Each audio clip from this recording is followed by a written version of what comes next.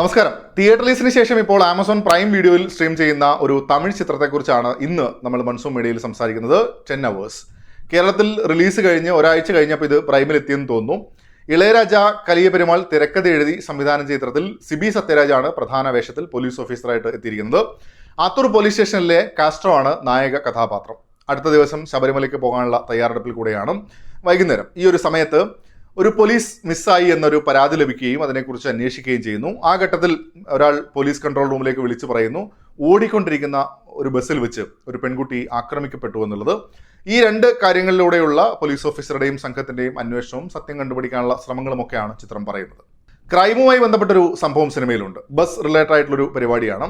കാര്യം എന്താണ് എന്ന് ഞാൻ പറയുന്നില്ല. സിനിമയിൽ ഇൻട്രസ്റ്റിംഗ് എന്ന് തോന്നിയ ഒരേ ഒരു സംഗതി ഇതാണ്.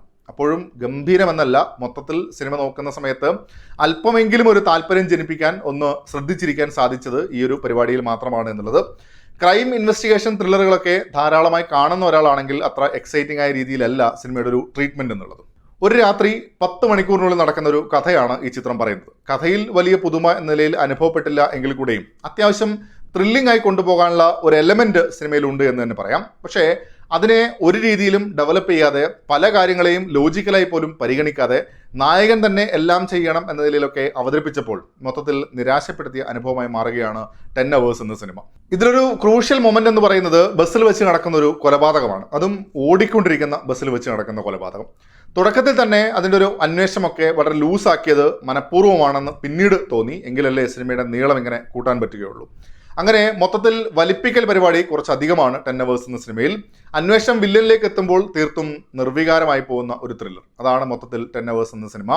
സിനിമയുടെ ദൈർഘ്യം 10 മണിക്കൂറായി ഫീൽ ചെയ്യട്ടെ എന്ന് വിചാരിച്ച സംവിധായകന്റെ ബ്രില്യൻസ് ആണോ വലിപ്പിക്കൽ എന്ന ചോദ്യം ബാക്കിയാക്കിക്കൊണ്ട് നിങ്ങളും സിനിമ കണ്ടിട്ടുണ്ടെങ്കിൽ അഭിപ്രായങ്ങൾ കമന്റ് ബോക്സിൽ പങ്കുവെക്കുന്നിരുന്നു. മറ്റൊരു സിനിമയുടെ വിശേഷങ്ങളുമായിട്ട് നമുക്ക് വീണ്ടും കാണാം. അതുവരേക്കും ടേക്ക് കെയർ. Bye bye.